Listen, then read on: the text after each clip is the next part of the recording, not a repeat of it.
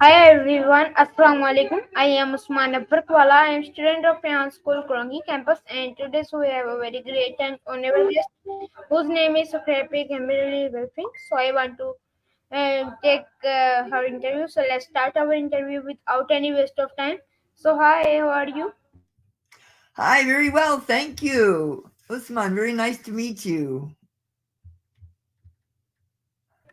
Thank you. So before moving on questions, I want that you introduce yourself to my audience. Yes, my name is Kimberly Weifling. I call myself Scrappy Kimberly because I can help do impossible things. And I live in Silicon Valley, California. I studied physics in school. I have a master's degree in physics and a bachelor's degree in physics and chemistry. I worked in engineering jobs for 10 years, 7 different jobs at Hewlett Packard. And then I was working in 3 different startup companies in Silicon Valley. It was so exciting. Then I started my own business, and now I facilitate teams in making sure they can achieve impossible things. Good goal and amazing goal.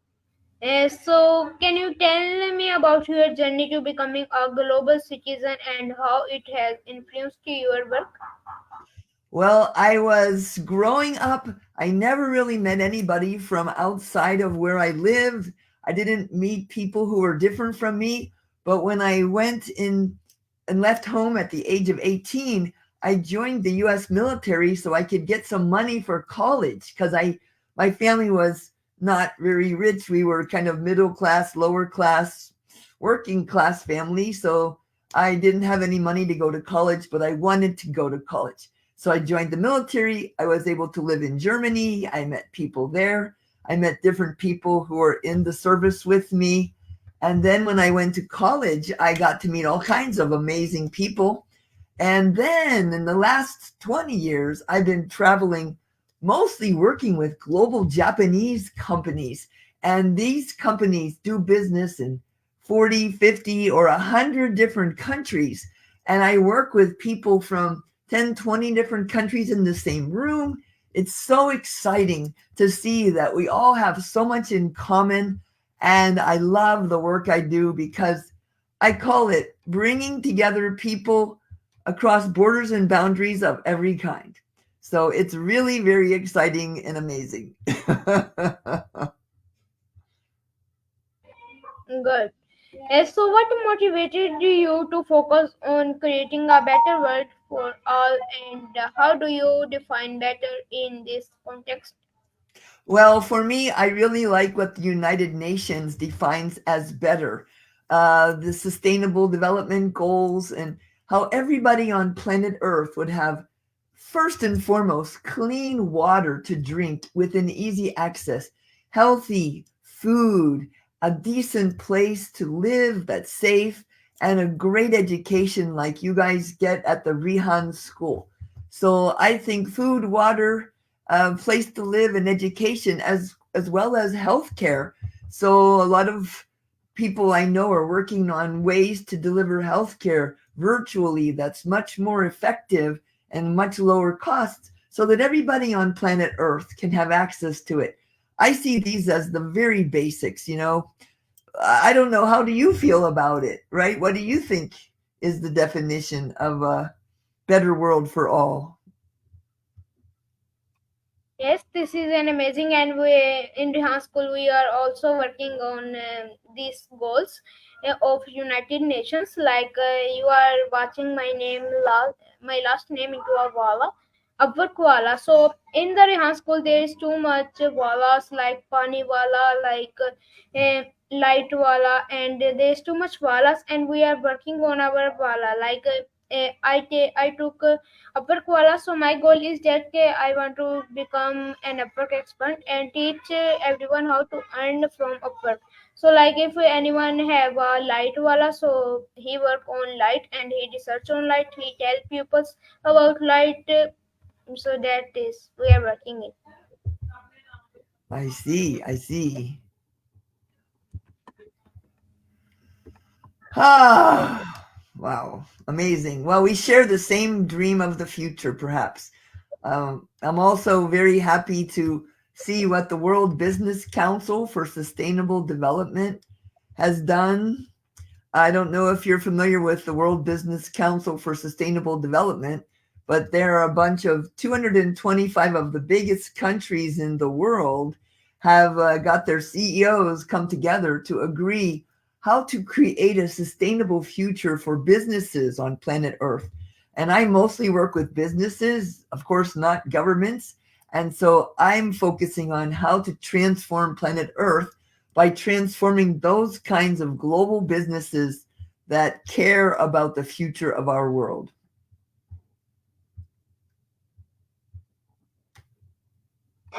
Okay, good.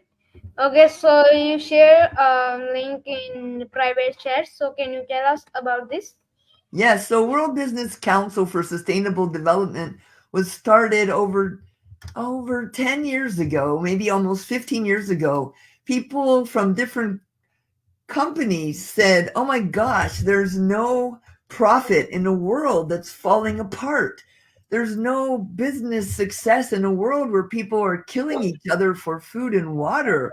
So we need to create a future on planet Earth where we can do business to solve global problems profitably and make sure that we have a sustainable future for our world."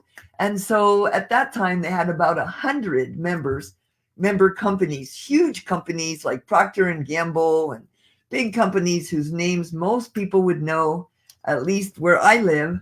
And over the next 15 years, they added many, many company members.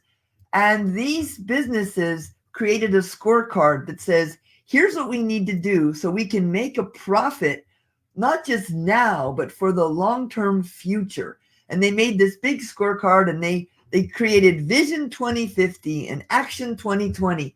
And when it got to the year 2020, they had missed almost every one of their measures of success. So they had to really increase their efforts.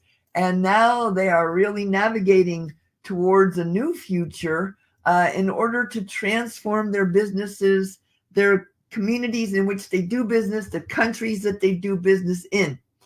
I know this is very, very hopeful way to approach things because long time ago there was an ozone hole on planet Earth. And I was in engineering at Hewlett Packard, a very responsible, ethical company. And we were told, don't buy anything from any companies that use chemicals that create the ozone hole. And don't buy from any companies that use other vendors who create chemicals that make the ozone hole. And the ozone hole was fixed by companies, not by governments, by companies working together to eliminate ozone depleting chemicals from the supply chain. I strongly believe that businesses, global businesses that care about the future of our world and their profits will drive sustainability much more effectively than governments because they will drive sustainability through their whole supply chain, and that will transform planet Earth.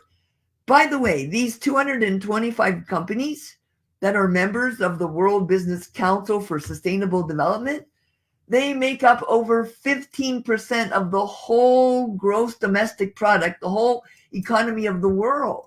They're making up a huge part of the world's economy. So I think it's very important to understand the power of businesses coming together, global businesses, to transform the way they do business for the good of planet Earth.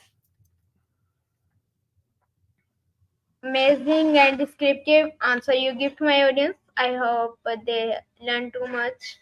So Silicon Valley is known for its innovation and technology. How do you see technology playing a role in addressing global challenges and fostering positive change? Oh, I love technology. Of course, I'm a physicist by education. I worked in engineering, and there are engineering solutions for all of these challenges we're facing.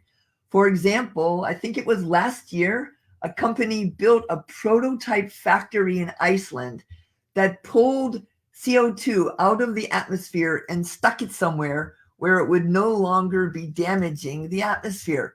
And Airbus, one of the companies that makes big airplanes, and airline flights are one of the biggest contributors to climate change and other kinds of global challenges. Airbus went to these people and said, build us enough factories to completely cancel out the negative impact of all of the airplanes we will build this year. And they gave them like $100 million to build these factories. So if we know that we want to adjust the CO2 in the atmosphere to a certain level, it's possible to build the factories to take the CO2 out of the air and adjust it to whatever level we want. And I'm working with another organization that is adjusting the reflectivity of ice. So we have the technology, we have engineering solutions to adjust Earth's reflectivity, to take CO2 out of the air.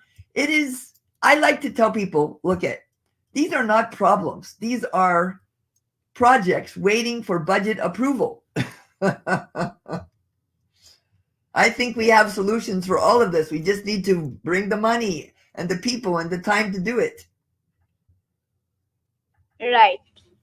Okay, so as a resident of Silicon Valley, how do you ensure that your work remains inclusive and accessible to people from diverse backgrounds and regions? Oh, that's easy for me because when Silicon Valley, San Francisco Bay Area, over half of the people who live here don't speak English at home. So it's a very diverse place. It's a wonderful place to be. I am in the minority because I am American, white person. I go down the street where I live. There's people speaking different languages. There's all kinds of different cultures. There's wonderful restaurants from all over the world. Really, it's just amazing to live here. And I'm also very lucky, of course, to work with global companies. I worked with Yamaha Motors for 10 years, and they do business in 110 different countries.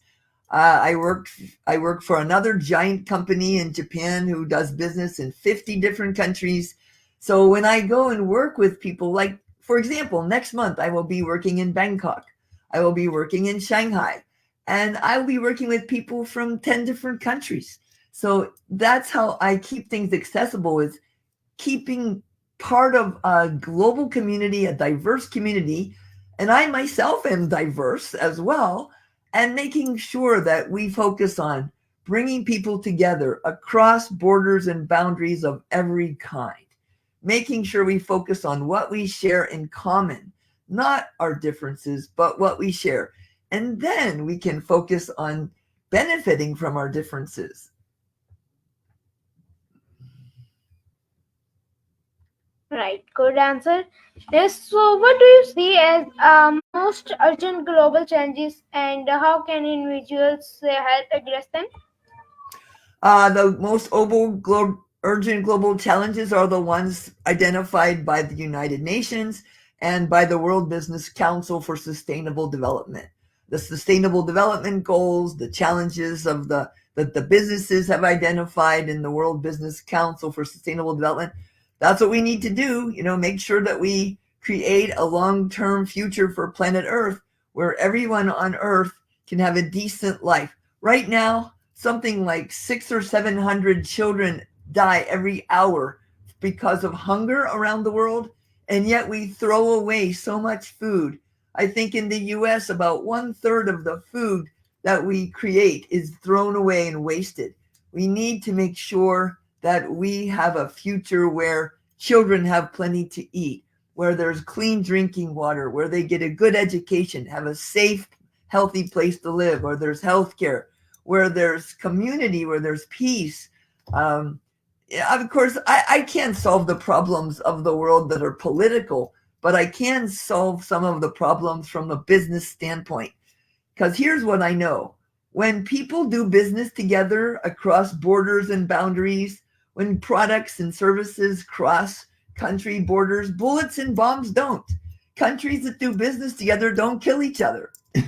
So I think we need to get the global businesses connecting and show people that we can create a world where it's much more enjoyable, profitable, and beneficial for everybody by cooperating, not by hurting each other.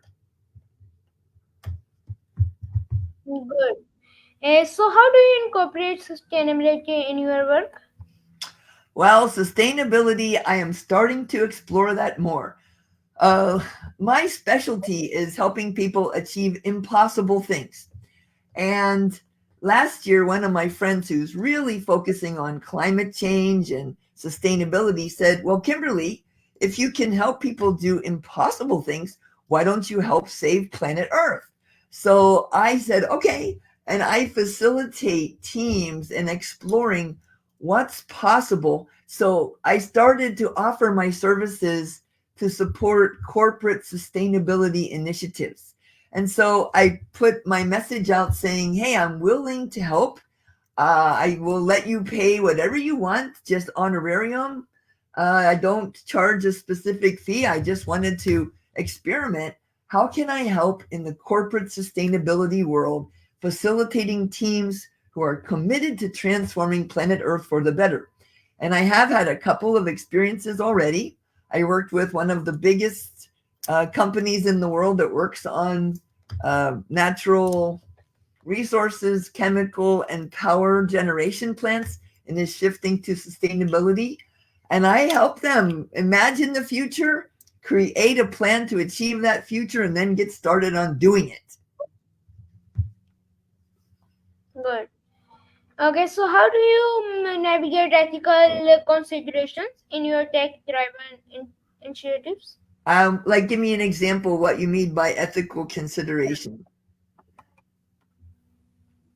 I don't understand what you mean. I mean, of course, I don't do anything illegal or immoral. But other than that, what would give me? I'm just kind of puzzled. I'm just like, I'm not going to do anything unethical or immoral. So help me with an example. Okay. So ethical mean like in your as your work you can take example as your work. Any Well, so I mean, I fire clients if it doesn't make sense to work with them. But I don't know. I don't really find myself facing these kind of challenges because most of my work is with globalizing Japanese companies, and they're very ethical. They care about more than profit. I like to focus on organizations that have a purpose beyond profit, a mission that matters. If a company just cares about money, they probably wouldn't hire me. So I don't want to work with any companies um, that only care about money. okay. So any advice for those wanting to make a global impact, especially without Silicon Valley resources? Well, I think each person, the way we behave, the way we conduct our lives, we are an example to others. So, I have big dreams, Usman. I wanted to transform planet Earth for the better. I wanted to make a huge positive difference. And I'm just one person, but I am one person. So, over the years, I've started to understand I will do my part and I will be an example to other people to do their part and not to give up hope. So pick something. Everybody needs to pick something that we can do to help in some way. Sometimes all I do is pick some garbage off the ground and put it in the trash can, clean up garbage, right? Or other times I build community. Like during COVID, I held 200 dinners at my house outside, safely, risk managed. 200 dinners over 2 years, every Friday and Saturday night for small group of my friends who had no place else to really be. And during COVID, every day I had a Zoom meeting with my mom and some friends for 500 days, trying to bring people together to keep hope alive. One thing we need to do if we're going to transform this planet is to keep hope alive. Because when we give up hope, we give up everything. Right, amazing. So, what are your future hopes for our planets, and how do you envision your role in achieving them? Future hopes for our planet as we all realize there's all everything is connected. There's one planet Earth. There's no escape from this planet for most of us.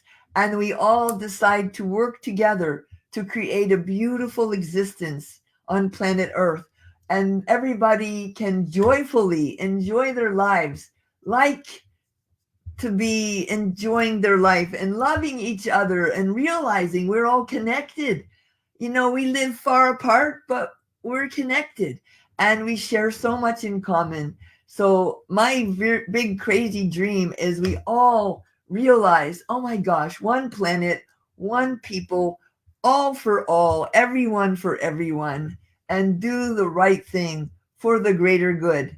And one thing we say is the rising tide lifts all boats. As the water level goes up, we all rise up. So I don't want to be the best, most richest person on a planet where people are starving and dying. I want to be on a planet where we're all sharing what we have fairly, openly, and having beautiful quality of life and spewing love instead of hatred. And I don't want to look at the news and see people blowing each other up.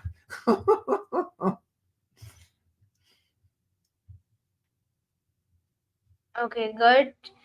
So, when you are sharing to another people your knowledge, so your knowledge is also increasing from another side. And so, how do you incorporate sustainability into your projects and daily practices? Like I said, I'm offering to facilitate corporate sustainability. I also I also care about the kind of companies I do business with, the kind of products I purchase. You know, I drive an electric car. I have solar power on my roof. I am aware that the consumption of people living in Western countries is driving sustainability problems. So every Friday, my one friend holds a climate action strike where we all meet outside of City Hall near the government of one of the local cities. And we say, hey, what are you doing about climate? What are you doing about fossil fuels? What are you doing about clean electricity?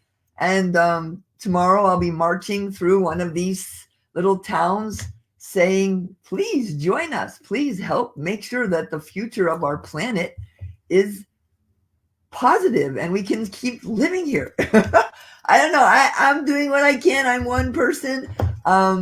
Yeah, but what even one person can make a small difference by thinking thoughtfully, what is my impact and how can I reduce my negative impact and increase my positive impact? So, for example, I helped start this thing called the Arctic Ice Project. Arctic Ice Project is the organization that helps adjust the reflectivity of ice to try to adjust Earth's temperature. And I am also happy to help anybody who needs a scrappy Kimberly in the pursuit of some sustainability. I don't really exactly know what to do. So I'm hoping that more people will reach out to me and get my help. I mean, if you know anybody who wants to increase their sustainability, I will facilitate their team in exploring and discovering. It's called scenario planning or strategy, strategic planning, things like that. So I'm really great at facilitating those things. I'm looking for more opportunities to contribute what I can do for the greater good in the sustainability world. So maybe I'll learn more in the next year. Good, amazing. So, lastly, any message you have for my audience, so Yes, you can share? my message is keep hope alive. Hope is the most important thing. If we don't have hope, there is very little chance that we will take action to do something to improve our world. Keep going, keep growing. Sometimes you may feel frustrated. Well, in Japan, there is a saying 7 times fall down, 8 times stand up. When we fall down, when we get stuck, don't just lay there. Get up and keep going and try again. Never, never give up. And maybe take a rest, maybe get some help, maybe hang out with a friend and relax a little bit, but never give up on this world and the people of our planet. Amazing message to give, because when you are tired, so you think that I should give up, but you should then take a rest, and you do anything other, like you give up and you think that I am failed in this work and I am tired, I cannot do this, Yes, but you yes, can do anything. that's Yes, right. You can do anything. Woo! yes. Exciting. Thank you so much for having me on your show. I appreciate the time to talk with you. Thank you so much for your valuable time. Bye bye. Bye bye.